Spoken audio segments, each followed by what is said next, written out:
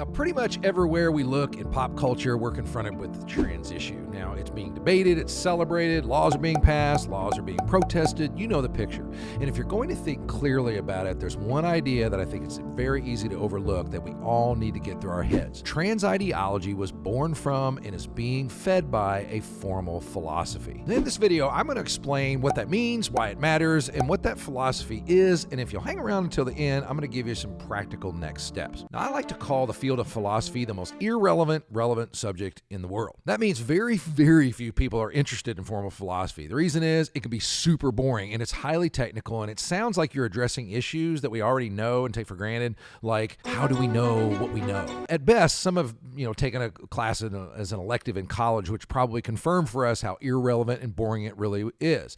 But this seemingly dry, dusty, dull, impractical field is arguably more relevant than any other area of study, discourse, or academic discipline there is. It has shaped civilization in ways that are impossible to communicate, and that's true right now, possibly more than any other time in the last century. Now, why is that? It's because history itself could be boiled down to the history of ideas. Questions like, who are we? How do we know what we know? That's harder to answer than you might think. What's the nature of ultimate reality? How do we decide what's right and wrong? And these are the questions that philosophers explore in very technical and formal ways.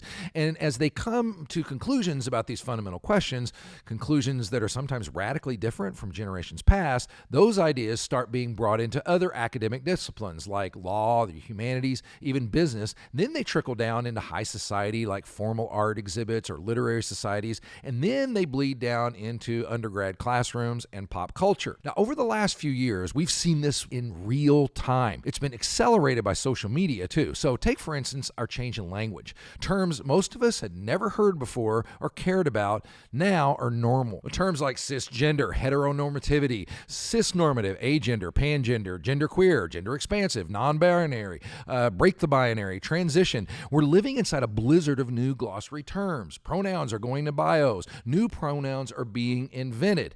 I Googled how many genders are there, and on the first page, I got the following answers: 7, 58, 16, 105, 1,000, 112, 72, 3, 2, and 7 billion plus. Now, in all of this, we're seeing the power and influence of philosophy, and specifically philosophers.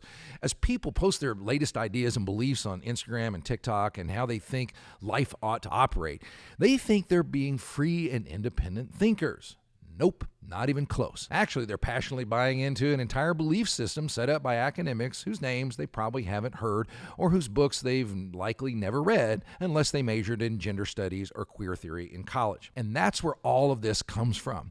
There are other technical names, but you could broadly call all of what we're currently seeing is an expression of queer theory. Now, that's not my name for it. That's a name that's been given by its proponents. Queer theory is an active philosophy and academic methodology which, in simplest terms, focuses on convincing the public that categories like male, female, or gay, straight are social constructs made by a powerful majority. And that idea is leading politicians, educators, business people, pop stars, TikTok influencers to think in a certain way, not just about the trans issue, but about the very nature of what it means to be human, be a man or a woman, or even about reality itself. And there are actual philosophers and academics behind all of this.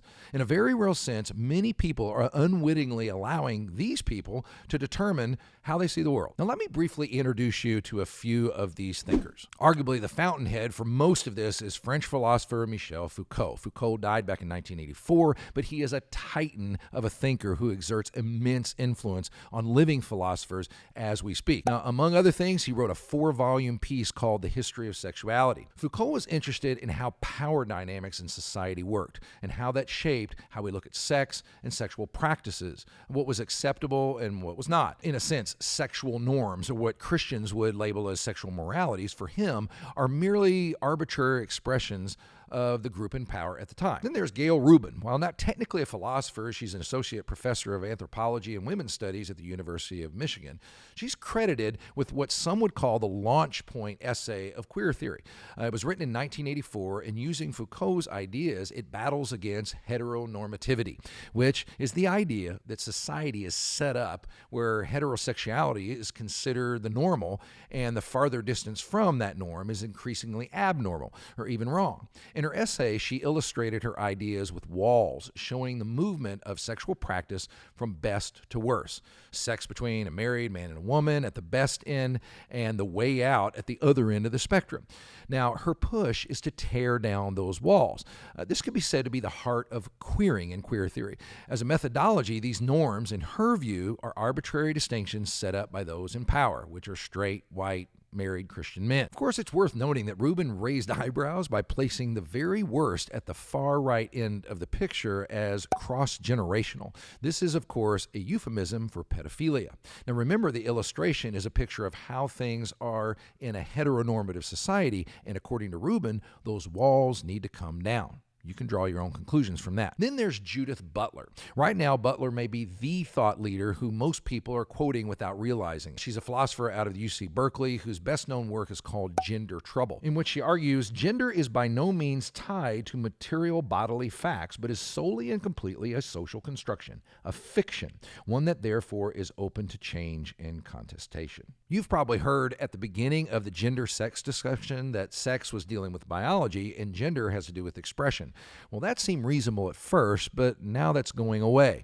The lines are blurring, and biology itself is being shelved as irrelevant. Notice what Butler goes on to say. If the immutable character of sex is contested, perhaps this construct called sex is as culturally constructed as gender. Indeed, perhaps it was always already gender, with the consequence that the distinction between sex and gender turns out to be no distinction at all. In other words, two natural, well-defined, and significant kinds of sexes are not because of objective science, but because we live in a gendered world. The sexual differences between people are imbued with meaning and significance. Confused yet?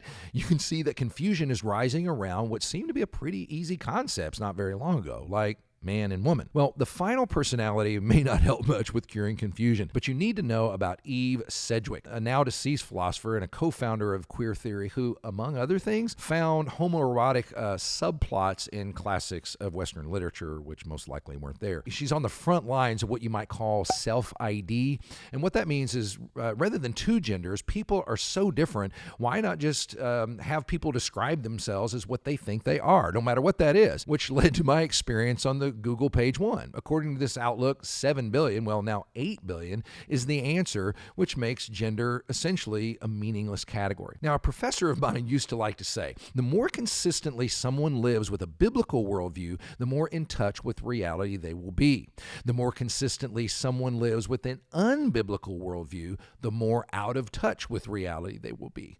Now, the operative concept there is consistency. Judith Butler has said, every person should have the right to determine the legal and linguistic terms of their embodied lives. Now, at first that sounds fair enough. I like being a live and let live type myself. But wait a minute, legal and linguistic? If everyone decided to live consistently with that idea, we would barely have a coherent reality at all. Take, for instance, the case of Yellow Jacket star Liv Hewson. Liv decided not to submit to being in the running for an Emmy this year. Why not? According to Liv, there's not a place for non-binary actors. Award shows typically have male and female categories. Now that doesn't work, but someone might say, well, let's have a third category, all the non-binaries.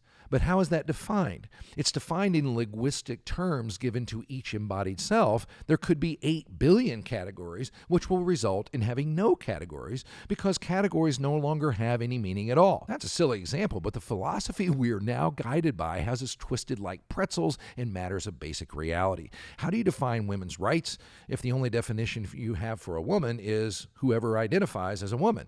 How do you transition from man to woman if, according to Butler, those categories are not an essence? Queer theory is designed to tear down all the notions that proceed from heteronormativity, which really are, for the Christian, sexual moralities, which were not given by a bunch of white, straight European men, but were catalyzed by a Middle Eastern person of color and given to a group who had virtually no power at all for 3 centuries. Philosophy is the most irrelevant, relevant topic in the world. Virtually no one cares about it, but everybody lives by it. So what should you do, especially as a Christ follower, if you're just exploring the Christian faith? In his letter to the church in the town of Colossae, the Apostle Paul is battling a wave of new ideas that the people in the church would have been tempted to take in.